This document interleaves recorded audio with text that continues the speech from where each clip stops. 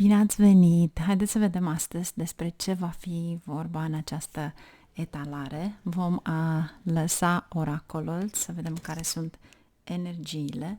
Deja a picat o carte și cred că ne va spune imediat, pentru că s-au tăiat cărțile.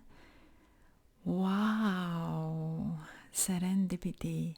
Asta înseamnă noroc. Ți se schimbă norocul, ți se schimbă viața. Și haideți să vedem clarificarea. Treasure Island! Perfect! Deci, pentru unii dintre voi vom afla acum care este schimbarea voastră, ceea ce se întâmplă acum în viața voastră. Și vom lua mai întâi prima carte pe care o vedeți aici. Vedeți că are un trifoi. Acest trifoi vă spune de fapt că încep să se întâmple lucruri frumoase în viața voastră, lucruri la care nu v-ați așteptat, la care încă parcă nu mai credeți în ele, parcă ar fi o poveste, un basm, fairy tale. Treasure Island, vedeți imaginea, este nu numai vorba de abundență, este tot ceea ce ați visat. Este felul de a spune îmi doresc, I wish. Deci aveți mare grijă la ce veți spune îmi doresc în gândul vostru, pentru că acest lucru va veni pentru voi. Și vedeți că aveți o mulțime de steluțe și inimioare. Pentru unii dintre voi, ceea ce văd aici este de fapt o poveste de dragoste. Ceva la care poate nu v-ați așteptat. Camera încearcă să nu mai facă zoom. Să vedem acum ce avem aici pentru voi și ce vrea să ne spună de fapt. Iarăși s-a oprit zoom-ul acesta. Ok. Ceva se întâmplă. Să vedem ce vrea să ne spună.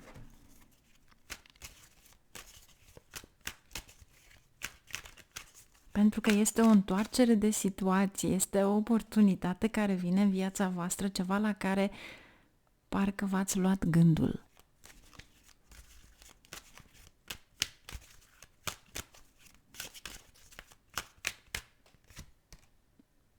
Carul. Posibil să fi cunoscut pe cineva dintr-o altă cultură, cineva care parcă v-ați luat gândul, a fost o atracție extraordinară, a fost ceva foarte adânc, dar nu ați avut destule informații despre persoana respectivă. Total diferiți, dar în același timp vă uniți. Faceți un întreg. 4 de săbii. Posibil să fi întâlnit persoana respectivă într-un loc în care fie ocupația voastră are de-a face cu turismul, fie chiar ați fost într-o vacanță. Pentru unii poate fi și ceva, o călătorie spirituală, unde ați cunoscut această persoană. Cavalerul de cupe și v-ați îndrăgostit. Nu contează feminin, masculin. V-ați îndrăgostit. Este cineva total diferit. Marea preoteasă. O țineți în secret și e felul de a spune încercați să o țineți numai pentru voi, pentru că chiar nu știți cu exactitate cine este acea persoană. Pentru că nu aveți informația, dar aveți sentimentul de a vă aparține, de a fi ceva magic între voi. Este ca și cum ai trece pe lângă acea persoană, este ca și cum ai da mâna cu acea persoană. Ai senzația că ai mai fost pe acolo, ai senzația că este de fapt sufletul tău pereche, dar nu știi cum să exprime acest lucru. Și pentru că prin meditație sau prin legea atracției încerci să atragi acea persoană să vină către tine, pentru că nu știi de fapt cine e. Și totul apare acum, pentru că 10-le acesta de bâte îți spune că se termină, că a luat sfârșit acel sentiment că nu vei mai găsi persoana respectivă. Se reîntoarce ceva, aveți 1 și 8, 18. Deci se repetă ceva. Și fiți atenți la numere. Aici aveți 18, aici aveți 9. Este același.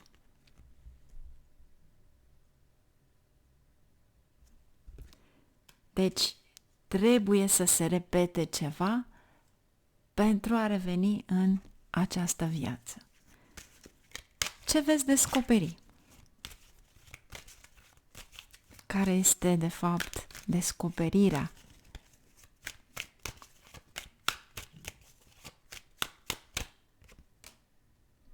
Cavalerul de monede, vine o informație, este cineva care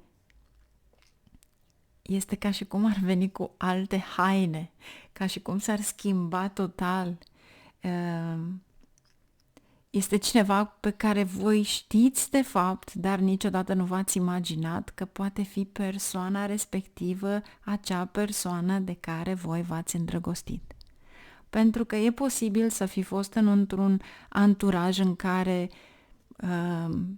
poate ați fost la un club de noapte, poate ați fost la un teatru, eram pe întuneric, poate ați fost undeva unde nu se vedea clar și n-ați putut să identificați persoana respectivă. 10 de spade, dar nu numai voi, cât și persoana cealaltă aveți aceleași sentimente și este ca și cum vă căutați reciproc.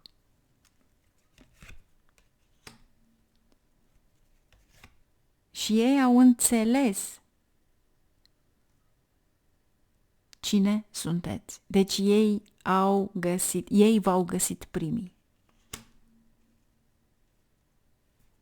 Încă nu venise momentul sau nu a venit momentul ca să fie față în față cu voi împărăteasa și 4 de cupe, iar aici 5 de monede vor investi luna și magicianul. E sentimentul de a rămâne stupefiați în momentul în care vedeți acea persoană în fața voastră sau poartă ceva sau Mercur ne spune întotdeauna de un miros. Vedeți că aveți aici iarăși un 8, aveți semnul infinitului. Parcă e ceva care se repetă, aveți acel sentiment și magicianul este de fapt acel miracol care apare în viața voastră. Parcă nu vă vine să credeți atât unuia cât și celuilalt, dar e în același timp, aș spune, ceva extraordinar. Judecată. Se repetă ceva, este scris, este cauză-efect la ce a fost cândva într-o viață anterioară. Aș spune că este în același moment comic faptul că te întâlnești cu cineva la care ai visat foarte mult, dar în același timp apare cineva care deja știa de existența ta și ai senzația că vrei să vorbești sau nu vrei să vorbești, dar în același timp ești stupefiat de ce se întâmplă, pentru că nu te-ai așteptat, dar spre marea ta surprindere sunteți de fapt super îndrăgostiți pentru că e ceva din trecut, e o întoarcere de situație, e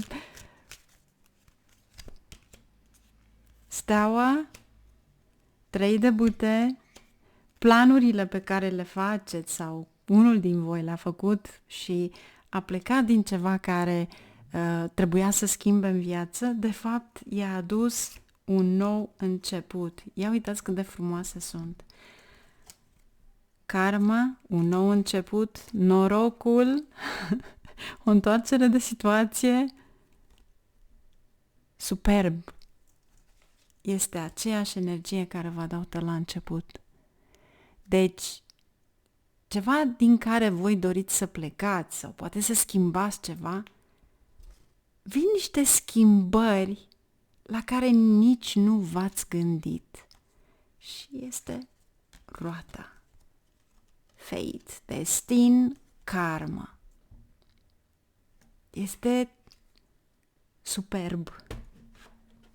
Ceea ce vrea să vă spună este de fapt superb. Care este de fapt energia acestei citiri? Să vedem ce vrea să ne spună.